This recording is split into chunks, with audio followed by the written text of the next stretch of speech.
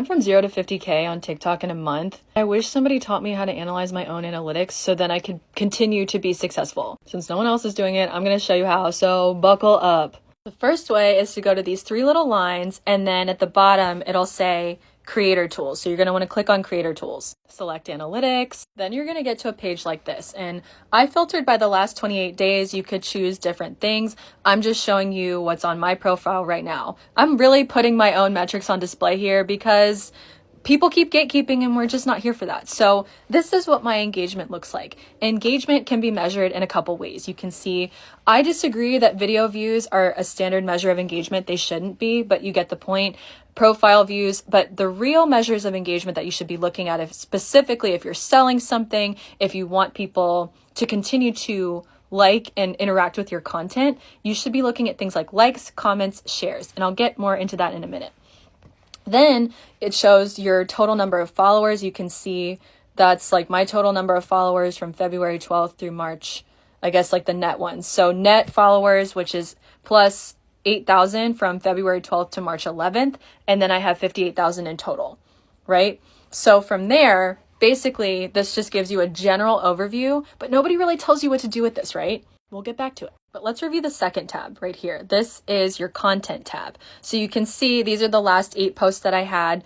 And then you can see the trending videos. The last 8 posts, it just tells you a little bit about their performance. I don't look as closely at these. What I really mostly look at is the trending videos. This is what's interesting. So you can see these are my trending videos. What this means is that these videos have been growing at a very rapid pace during a certain time frame, if that makes sense. So you can see this one, like this video right here is actually super old. That was from almost 2 months ago. Whereas some of these other ones, I'm surprised, like while I might not have as many views on them, they're growing a lot really, really quickly over the past 7 days. So these are the top 9 videos that are seeing the most growth over the last 7 days. So my viral video is doing really well. This one's doing really well. That's why I think it's really important to distinguish the fact that just because your video may have not seen a lot of views within the first amount of time that you posted it, doesn't mean that it won't grow over time. So it further perpetuates this notion that all of our videos are in constant circulation. So don't be upset if it doesn't see a lot of views at the beginning, because the ones that tend to trend like this are the ones that see active engagement. Who's commenting, who's liking, who's saving, who's sharing. That's where engagement comes into play, because that helps the video continue to trend. If more people are commenting, that's weighted higher on TikTok than if people are just kind of viewing and not really interacting with it. That's why interactions are so important. Typically, I will use the information from the trending video area to repeat a similar format, whether it's the same hook. This one is a gatekeeping hook that I swear by. I have a whole separate video on hooks itself, but then some of these other ones are like lessons learned from a business perspective, or, you know, like what I'm learning on TikTok, as well as different tools for creators and entrepreneurs. I also compare the TikTok versus IG algorithm. There's so many different things that I'm comparing. And also, I take these videos and I take them into account when I'm planning my videos for the following week. And I'll also keep in mind, like, okay, should I do more AI-centered content? Because I do AI and social media. If the 2 trending videos from the week have been AI-centered, that means maybe I should focus more of my content on AI, look at those hooks, look at the engagement and retention rates, which we'll go over in a second. But if we're looking at the retention, that's what tells me exactly what will do well in the future. And I'll get into that in literally a second. So what I recommend to anybody is to look at your trending videos. It's under that content tab. Sorry, it's missing, but look at your trending videos and see what you can duplicate, especially the ones with a lot of growth. You can see this one up here is still growing. I try to use that hook every so often and bring that same level of value to people in the same amount of time, because I know that TikTok really liked that. And I know it resonated with a lot of people. And another one that I'm personally surprised is still sort of trending upwards is this video. It did not see a lot of views from the very beginning, but there were a lot of people commenting because it's sort of a hot topic. And it's about the categories on TikTok and whether or not, you know, this is going to be widely accepted. I'm not sure, but this one saw really low views. It's still not one of my best performing videos, but what's important to note is that it's growing and it's in the top 9 videos that are trending for my account at this time. Another common misconception when we see trending, we think like, oh, it's trending, it's viral. Like, no, it more so means that it's growing at such a rapid pace. So I think we should clarify that as well. Just because TikTok says it's trending doesn't mean that like it's going viral or anything. It just means that people are actually engaging with it. So really, really, really pay attention to the trending videos and try to duplicate them as often as possible. There's also a tab up here called live, and I'm not going to get into that specifically, but I will say that going live does help boost your post. Especially if you post something, then you go live, you're going to get more views on it because it's circulating on the For You page while you're live. I have all these followers that tell me that when they come to my live, they're like, oh, I just saw your recent video. That's how I know that it's being circulated more often than if I didn't go live. The next tab is the followers tab. This is super important when it relates to when you're posting, and I'll get to the timing in a second, but your follower insights are super key on who your content is reaching and sort of who's resonating with your content. Sometimes a lot of people are surprised by these metrics, but let's dive into these. So you can see the gender of mine, female, male.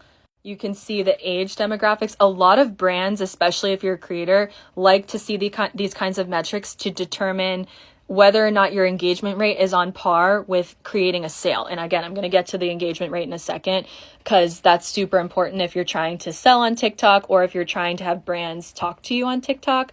But anyway, so these are my specific follower insights. Again, putting my own stuff on blast here, but this is for educational purposes. So you can tell that these are the age ranges that my content reaches, and you can tell I'm really resonating with a 25 to 34 audience. So if that is something that works for me, I need to continue to speak in a way that resonates with that audience, maybe as opposed to 55 and older, right? Like there's 4% of people that follow me or that, are looking at my content of this age range. So I'm less likely to spend as much time focusing on that and more time on these two. Again, I want everybody to look at my content. I'm not specifically targeting by age. I'm just referencing the fact that like, if you're aiming for a certain age bracket, make sure that your content is appropriate for that group of people. This is what's super important when you're posting. So most of my people are from the United States. Love to see Germany represented in 1%. Hello, wie geht's? But I am not from Germany, so I think that it's very interesting to see UK and Canada also represented. So when I'm posting, I'm making sure that I'm posting on American time, US time, as opposed to maybe European time.